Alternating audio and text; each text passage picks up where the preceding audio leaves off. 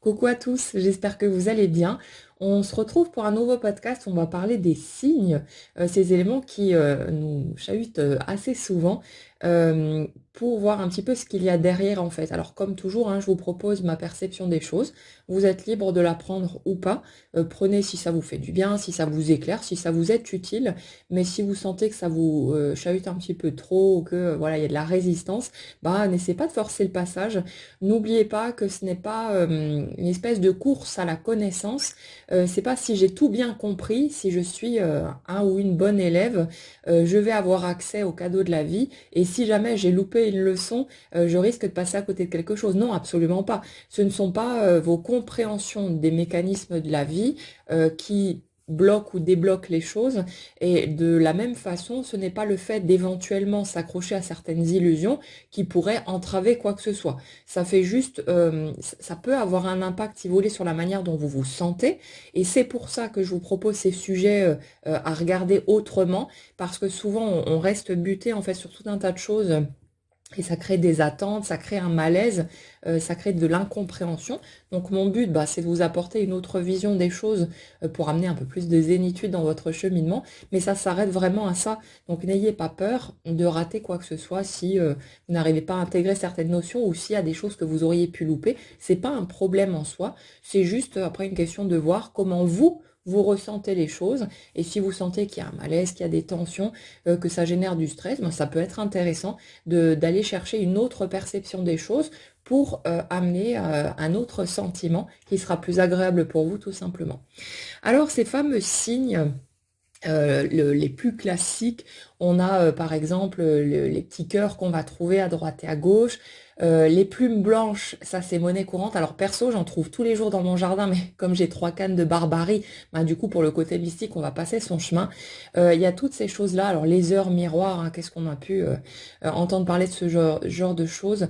Mais ce qu'on a besoin de comprendre, c'est déjà que quand on va focaliser son attention sur un élément, quel qu'il soit, on va se mettre en quelque sorte à filtrer notre réalité et à voir de plus en plus de ces éléments partout. Par exemple, si vous achetez une nouvelle voiture, et qu'elle est rouge, vous allez vous mettre à voir de plus en plus de voitures rouges partout, alors de voir des voitures du même modèle, voilà, la même couleur, peu importe, qui vont courir un peu de tous les côtés. Pour les femmes enceintes, vous allez vous mettre à voir des femmes enceintes partout, et on peut continuer comme ça avec tout un tas d'exemples. Quand vous tombez amoureux d'une personne, vous allez avoir tendance à voir le prénom de cette personne apparaître absolument partout, et bah, potentiellement pour différents cas de figure, on va se dire ah ça y est, j'ai vu ça et ça, c'est un signe, ça veut dire quelque chose. Mais ça veut dire quoi au juste? En fait, pour partir sur l'idée que c'est un signe, et ce qu'on sous-entend généralement, c'est ça veut dire que ce que je souhaite va prendre forme, il faudrait que le chemin soit déjà écrit, qu'il soit tracé à l'avance, et qu'en gros, ce soit ces signes soient des espèces de panneaux indicateurs qui nous disent qu'on est sur le bon chemin. C'est bon, tu fais le taf, tu fais ce qu'il faut, tu avances dans la bonne direction. Mais ça voudrait dire qu'il y a une bonne direction et que potentiellement, bah, il y en a forcément des mauvaises à côté.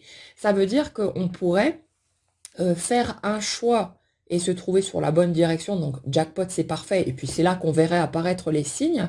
Et si jamais on fait un mauvais choix, un choix autre que le bon choix, là, bah, il n'y a pas de signe parce qu'en fait on est à côté de la plaque. Mais le truc c'est que déjà, il n'y a pas de bon ou de mauvais choix. C'est pas une chasse au trésor ou quelque chose de ce type. La réalité, ce qui se présente à nous en matière d'expérience, de rencontres, de situations, circonstances, sont le reflet à tout moment de l'énergie qu'on porte. C'est pas si j'ouvre la bonne porte, il va y avoir des cadeaux derrière. Si jamais je me plante, ben pas de bol, c'est des oubliettes avec des pics au fond et je vais m'empaler dessus. Il s'agit absolument pas de ça, et heureusement pour nous.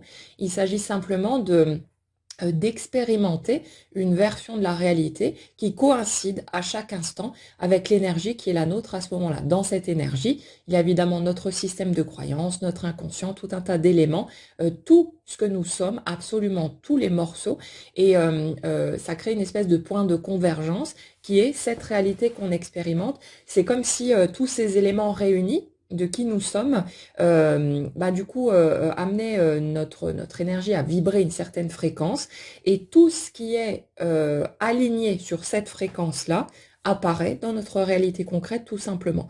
Donc c'est schématisé grossièrement pour que ce soit simple à comprendre, mais en gros on peut partir sur cette idée-là. Et le truc, c'est que pour atteindre les cadeaux de la vie, il est impératif finalement que notre énergie arrive à la fréquence qui correspond à la fréquence de ces cadeaux, de ces choses qu'on espère voir venir. Le truc, c'est que cette fréquence n'est pas déjà contrôlable.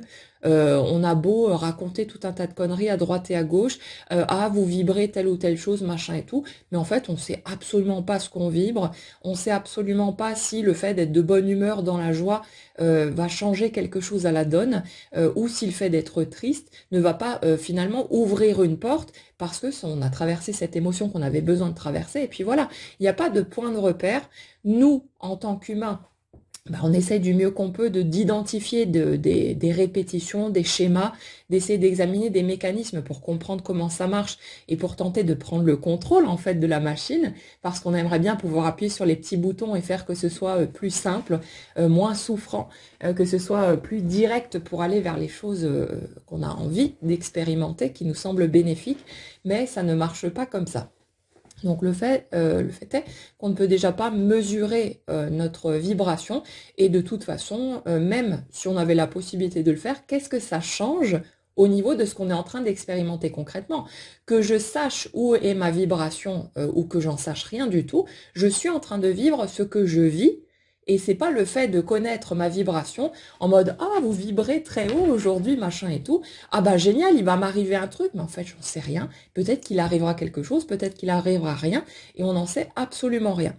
Le truc c'est que avec cette histoire de signes, donc, on est en mode, on sous-entend quelque part qu'il y aurait une bonne voie à trouver, des bonnes actions à poser, et que si on fait bien le petit travail sur soi, si on est de bons élèves, si on fait en sorte de suivre les signes, justement les indices, ça va finir par aboutir à ce qu'on souhaite, et puis on aura cette fameuse récompense, ce cadeau pour nos petits efforts ou nos grands efforts, et pour notre acharnement bien souvent.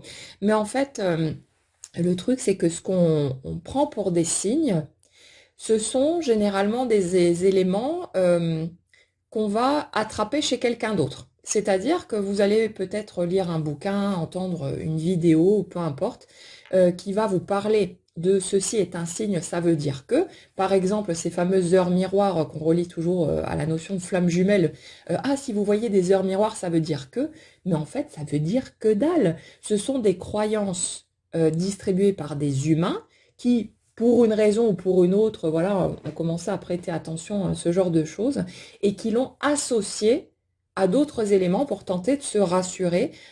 Si je vois ça, ça veut dire que, machin et tout, pour essayer d'avoir des preuves.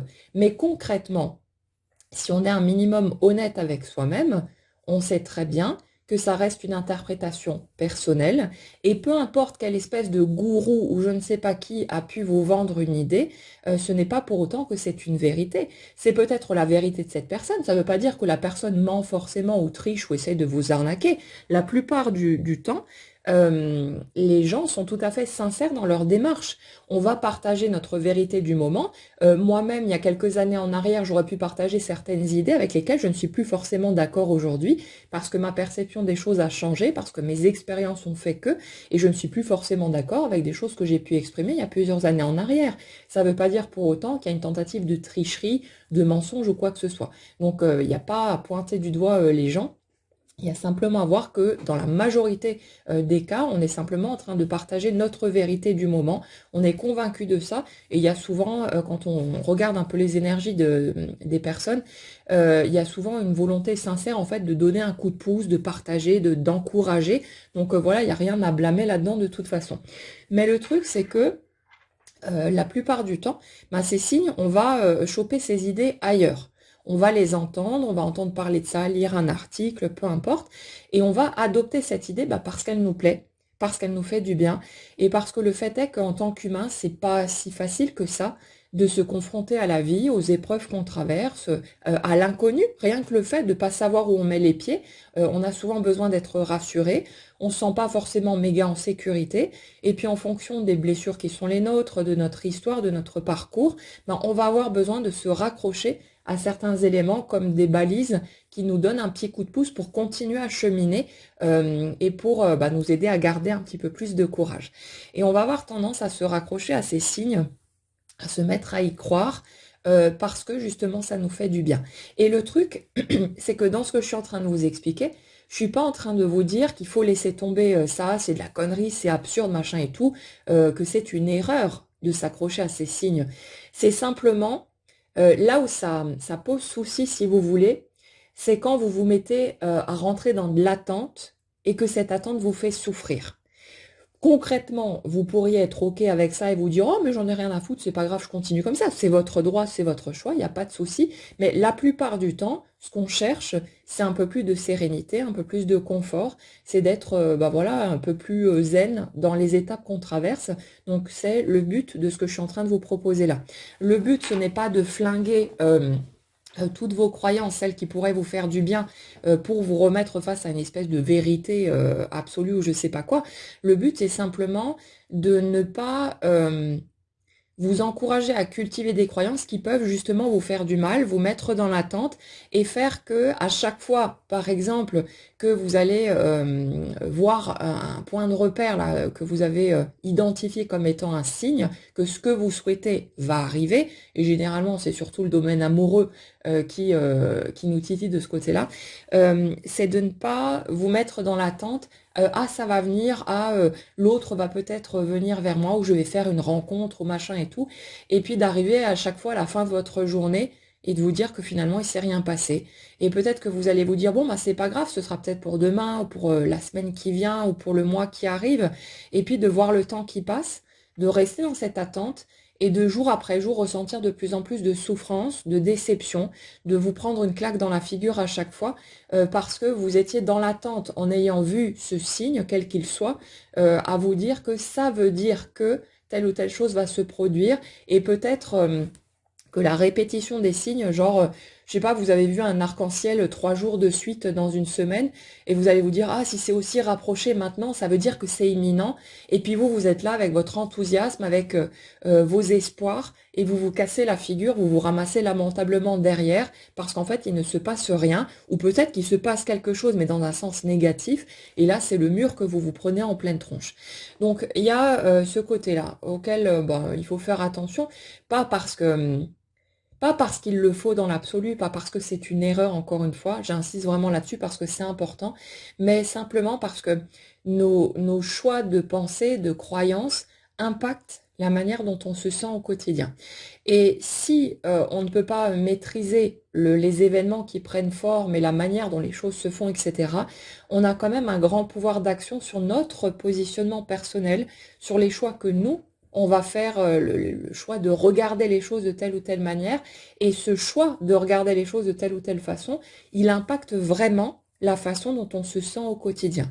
Et comme le souhait de la plupart des gens, c'est d'être le plus heureux possible, en tout cas d'avoir le moins de souffrance possible au quotidien, on peut utiliser ce genre de levier, prendre conscience de certaines erreurs qu'on fait peut-être sur un point ou un autre et se dire, bah tiens, ouais, si j'élargis mon champ de perception, si je change la façon dont je regarde certains éléments de mon quotidien, peut-être que je peux amener plus de légèreté là-dedans, un peu plus de sérénité, un peu plus de joie, et c'est toujours ça de prix aussi.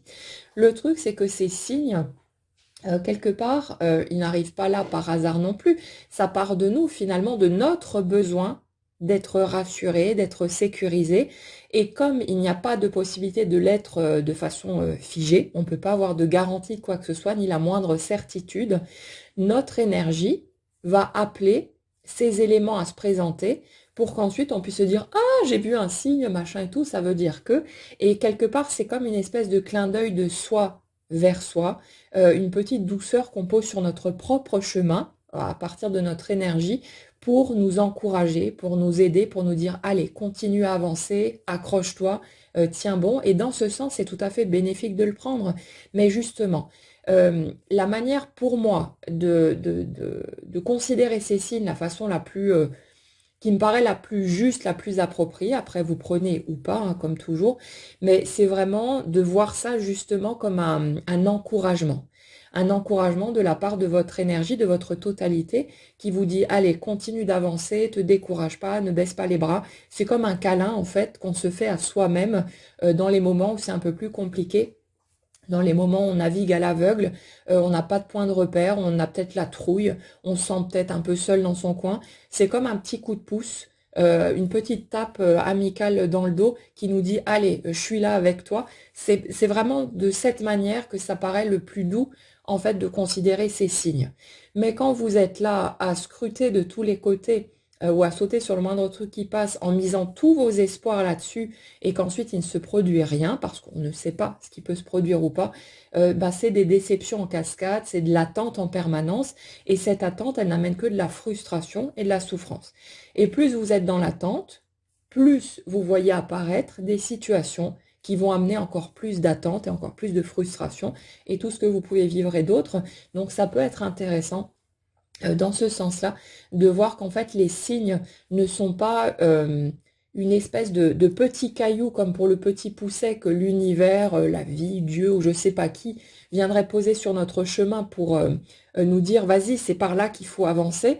Non, c'est juste des points de repère, des encouragements. Après, ça peut nous servir si vous voulez de guide quelque part pour nous amener sur de nouvelles pistes, mais ça fait juste partie du jeu de la vie. En fait, il n'y a pas de signification particulière, c'est juste nous qui voyons quelque chose et qui, en fonction des croyances qu'on porte, allons interpréter ce signe et lui attribuer une certaine signification. Mais le fait est que si on regarde un tout petit peu ce qui se passe, on n'a aucune certitude de quoi que ce soit, aucune garantie, mais à partir du moment où ça nous fait du bien, il n'y a pas de problème avec ça. Là où ça peut être intéressant de réexaminer cette idée, c'est si justement on se rend compte que mais je comprends pas, je vois des signes partout et là je me sens complètement abattue parce que je croyais que quelque chose allait se produire et quand on part dans cette direction-là, c'est là en fait que ça peut être intéressant d'aller revisiter cette idée, de regarder au-delà de la façade, de creuser plus loin pour voir ce qu'il y a en dessous et de se rendre compte qu'en fait c'est juste nous qui allons attribuer à certains éléments une particularité, une signification et qui allons interpréter ensuite les choses et se mettre à attendre finalement que quelque chose se produise parce qu'on a vu telle ou telle chose alors qu'en fait ça sort de nulle part, ça sort d'une croyance qu'on a adoptée, qu'on a chopée quelque part ou qu'on a peut-être inventé soi-même, on s'en fout, mais ça part vraiment d'une croyance qui était là à la base pour nous faire du bien parce qu'on en avait besoin, mais qui quelque part est une fausse piste en même temps parce que ça ne veut rien dire de plus. Après, comme dit, voyez ça comme un clin d'œil de vous vers vous pour vous dire allez vas-y continue d'avancer, je suis là pour comme une présence, comme un petit coup de pouce. Prenez-le dans ce sens-là du moment que ça vous fait du bien et là il n'y a évidemment pas de problème avec ça. On est libre de croire tout ce qu'on veut, c'est juste que quand certaines de nos croyances deviennent un fardeau, deviennent un poids et ternissent notre vie, ben c'est là justement que ça peut être une bonne idée d'aller regarder les choses autrement et de voir s'il n'y a pas anguille sous roche au lieu de rester sur une espèce de d'idée absolue qu'on penserait figée dans le marbre. Voilà pour le sujet d'aujourd'hui. J'espère que ça pourra en éclairer certains d'entre vous. N'hésitez pas à proposer d'autres sujets ou à poser des questions s'il y a des choses qui ne vous paraissent pas claires, que vous aimeriez qu'on décortique. On le fera dans d'autres podcasts ou dans les guidances, peu importe. Mais ça peut être toujours une bonne chose aussi de proposer vos idées, vos besoins. Et puis voilà, passez tous une excellente journée, prenez bien soin de vous et on se retrouve très vite.